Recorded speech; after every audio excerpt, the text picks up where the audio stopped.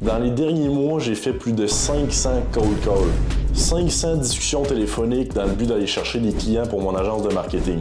Je suis loin d'être un expert, mais ça reste qu'avec 500 discussions derrière la ceinture, je commence à m'y connaître. J'ai appris énormément. C'est pourquoi dans cette vidéo, je vais décortiquer le script que j'utilise à chacun de mes appels. Je vais y aller étape par étape pour que vous puissiez soit vous en inspirer, le copier carrément mon script, ou tout simplement si vous êtes ici pour en apprendre davantage sur le domaine de la vente, tant mieux, je vous souhaite la bienvenue. Donc sur ce, la vidéo part tout de suite. What's up la gang, j'espère que ça va bien. Je m'appelle Julien pour ceux qui me connaissent pas. J'ai créé mon agence de marketing il y a quelques mois avec mon meilleur ami. Puis cette chaîne YouTube va avoir pour objectif de documenter notre progression, de pouvoir partager ce qu'on apprend dans nos quotidien d'entrepreneur. Donc là, première vidéo un petit peu plus sérieuse où là, je vais essayer de vous enseigner quelques trucs du mieux que je peux. Donc le sujet de la vidéo aujourd'hui, c'est les cold calls, un sujet que j'affectionne particulièrement parce que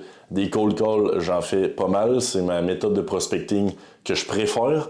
Je vais tout vous expliquer pourquoi dans cette vidéo. Fait que assez de blablatage, c'est parti pour l'enseignement. Donc, première des choses, c'est quoi un cold call? C'est, en français, c'est un appel à froid, c'est d'appeler quelqu'un que tu connais pas pour essayer de lui vendre tes services, tes produits. Évidemment, on n'appelle pas tout le monde sur la Terre, c'est niché.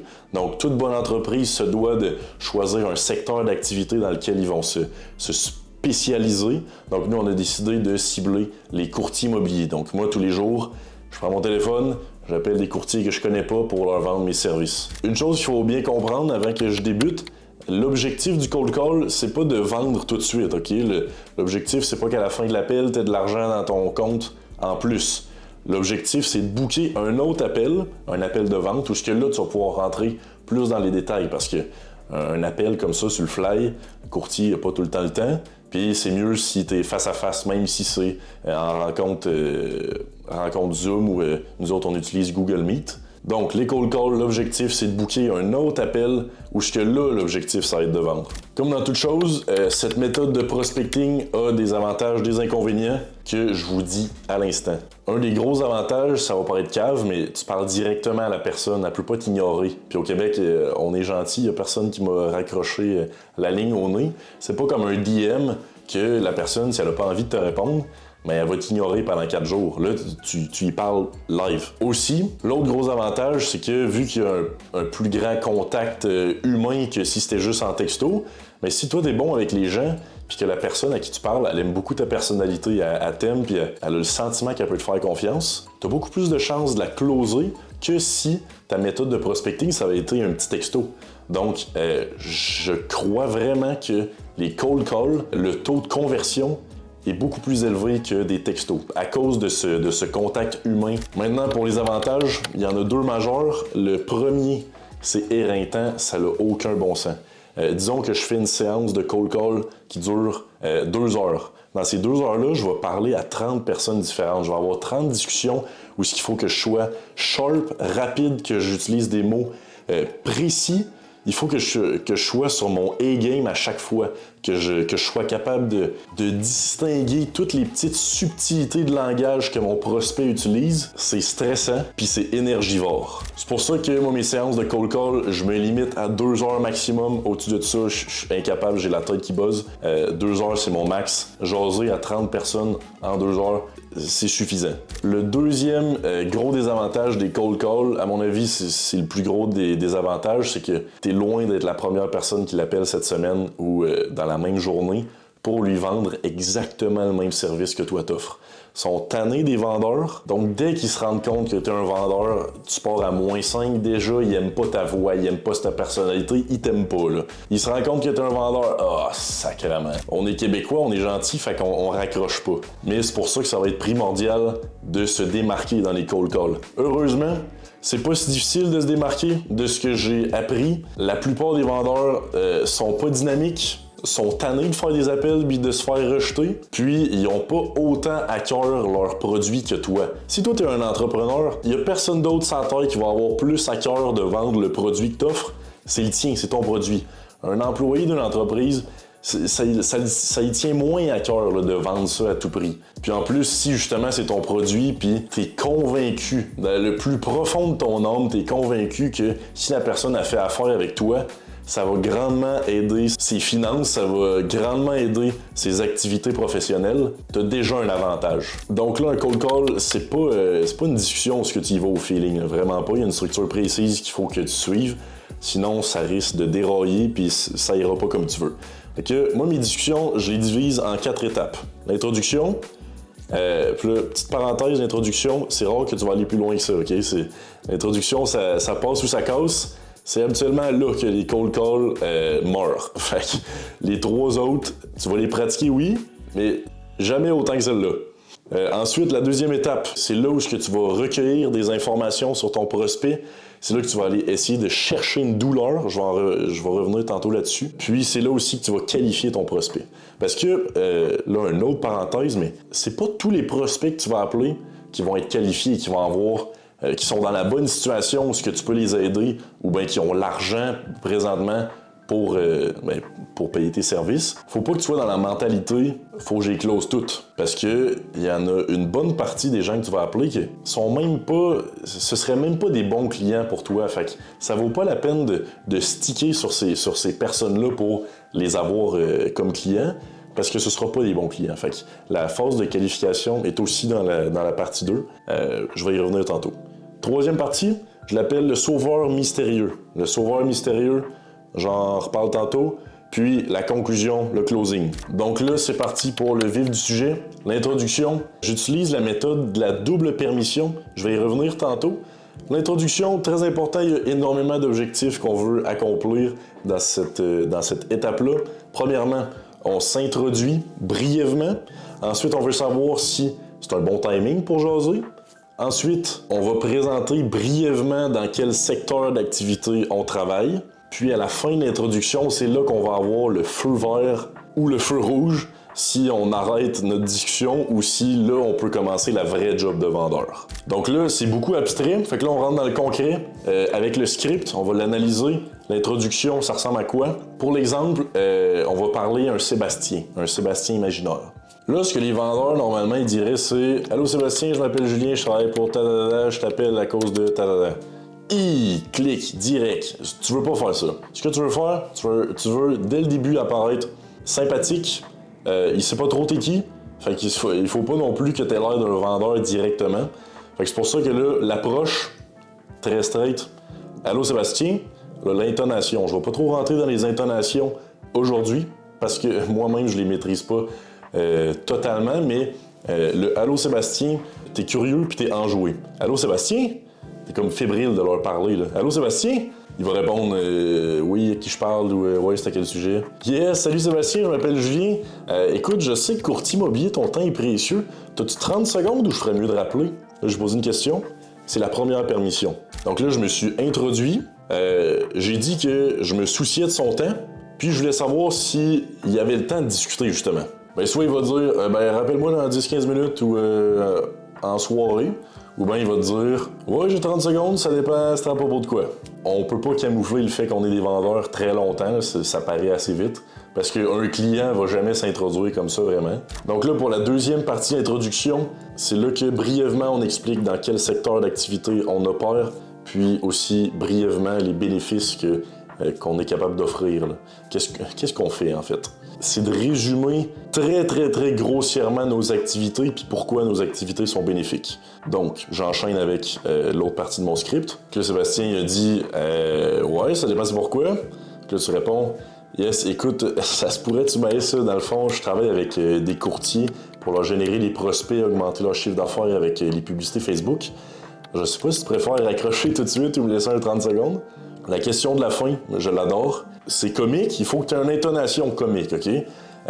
Une chose à savoir, quand vous faites beaucoup de cold call, vous allez virer des acteurs. Parce que le script, il faut que tu mettes de l'émotion dans le script. Si tu mets pas d'émotion dans le script, si tu mets pas de l'effort, ça va vraiment paraître que tu es en train de lire. Fait que là, de rajouter de l'intonation, t'as pas l'air de lire déjà, t'as l'air sympathique, puis dépendamment de l'émotion que tu veux transmettre à travers ton script, ben, il faut que tu gères tes intonations. Il y a deux parties qui est comme sympathique, qui est comique dans ce script-là, c'est « ça se peut que tu maïsses ». Ça insinue que sont probablement tannés de recevoir des appels de vendeurs. Puis l'autre partie, c'est préfères-tu raccrocher tout de suite ou tu me laisses un 30 secondes? Ça aussi, ça insinue. Écoute, je sais que t'es probablement tanné de recevoir des appels. Je te laisse la chance, tout de suite, on peut raccrocher, finir la discussion, on n'en parle plus. Ou bien, tu me laisses un autre 30 secondes. Ça, c'est la deuxième permission. Là, s'il accepte la deuxième permission, c'est game time. C'est là que ton vrai travail de vendeur va commencer.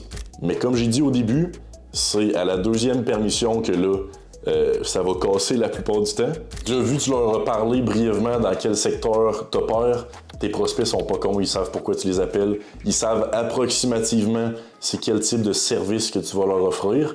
Donc, la plupart du temps, tu vas recevoir des réponses comme « Non merci, je suis pas intéressé », fret de même, puis là, l'appel se termine. Non, j'ai eu des mauvaises expériences avec ce type de service-là dans le passé. Ou bien, le plus commun, je fais déjà affaire avec quelqu'un pour ce service-là. Fait que là, ces trois réponses-là, dépendamment du ton de la personne, tu vas le savoir tout de suite. Là, ça vaut-tu vraiment la peine que je me mette à essayer de le convaincre qu'on continue de jaser?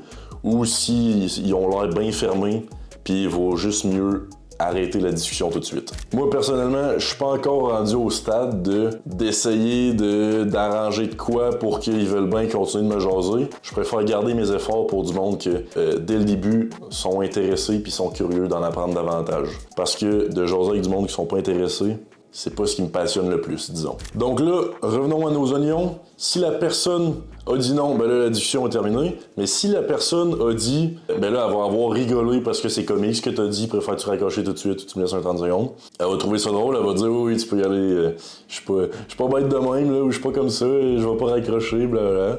Fait que là, les personnes qui ont répondu positivement à ton introduction, ça, c'est des prospects en or. Parce que là, c'est déjà des prospects plus qualifiés que tantôt. Parce que, premièrement, ben là, tu t'es introduit, tu sais qu'ils ont le temps de jaser, ils savent dans quel secteur d'activité tu opères, puis ils veulent en savoir plus. Ils te laissent parler.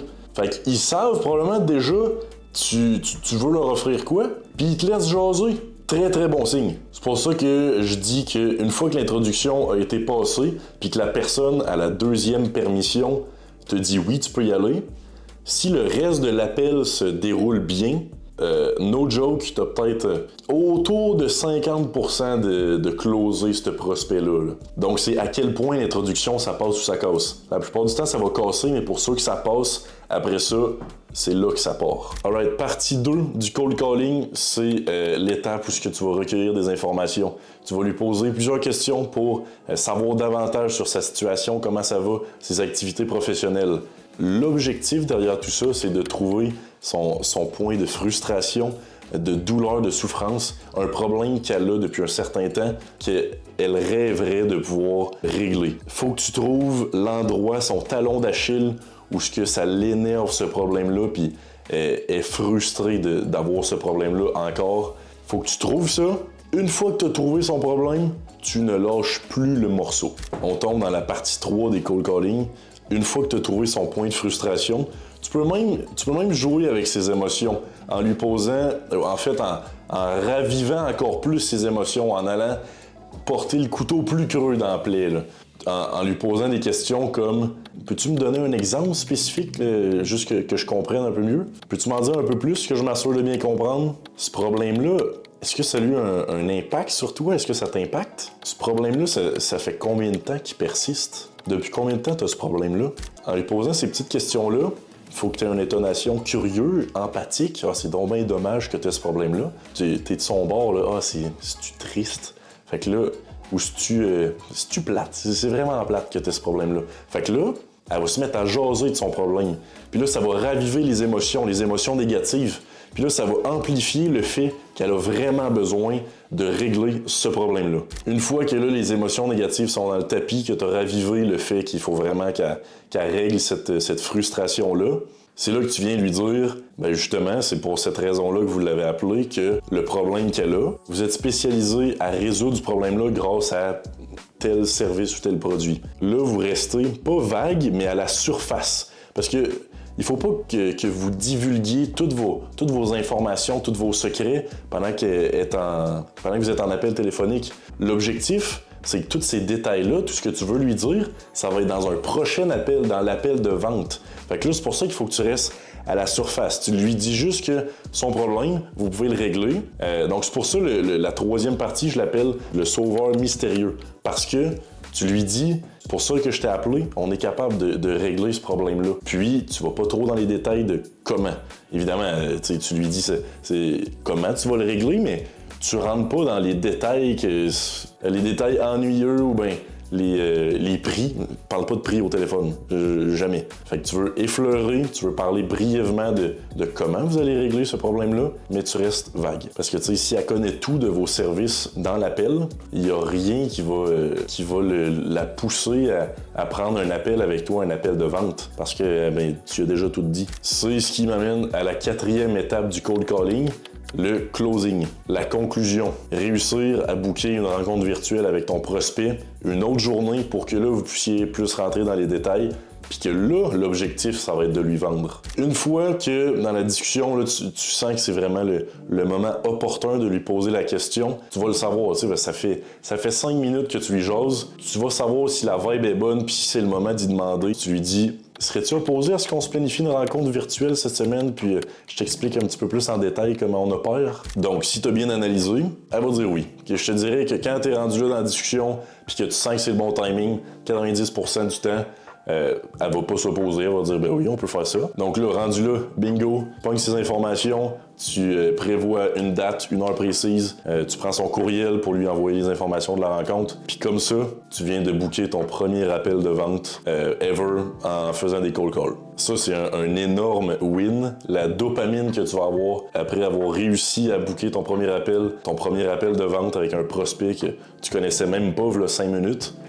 C'est incroyable. Mais là, j'explique ça, ça a l'air simple, ou peut-être pas, là, je suis pas dans vos têtes, mais allez pas croire que c'est facile non plus, là, ça demande beaucoup de pratique. Comme moi, j'en ai fait 500 puis je suis pas un expert. Là. Vous allez vous tromper, le script, ça va être long avant que vous le maîtrisiez, que ça devienne naturel. Ça va être difficile, les premiers appels. Moi, au début, je faisais pas 2 heures de prospecting, 2 heures de cold call d'une shot. Là. Au début, c'était okay, je vais faire 3 appels, je vais discuter avec 3 personnes, puis ça va être beau. On y va progressif. Ça revient tout le temps au vieux dicton que c'est en pratiquant qu'on devient meilleur. J'espère que cette vidéo va avoir été utile. Je sais pas si vous avez appris des trucs. Moi, ça m'a permis de verbaliser mes connaissances, donc juste en faisant cette vidéo-là, j'ai ancré encore plus solide mes connaissances en cold calling. Fait que merci si vous êtes encore s'il y a du monde qui sont restés. Let's go. Fait que j'espère que vous avez appris de quoi. Si vous avez des questions, droppez-les dans les commentaires. Les vidéos sont à venir. Ça, c'est ma première, mais il va en avoir plein d'autres. Fait que ceux qui sont restés jusqu'à la fin, vous êtes les OG, vous êtes des légendes. Je vous laisse sur un de mes appels justement de vente, un de mes cold calling que j'ai réussi à booker un appel de vente. Juste pour que vous voyez concrètement ça ressemble à quoi. Fait que sur ce, peace out, je vous laisse là-dessus, enjoyez, puis on se revoit sur une prochaine vidéo. Trop psych les gens, je vous ai menti, j'ai pas de vidéo de tournée présentement de sales call. Fait que my bad, mais ça va s'en venir dans pas long. Là. Fait que inquiétez-vous pas, fait que là je vous souhaite une excellente journée. Ciao ciao.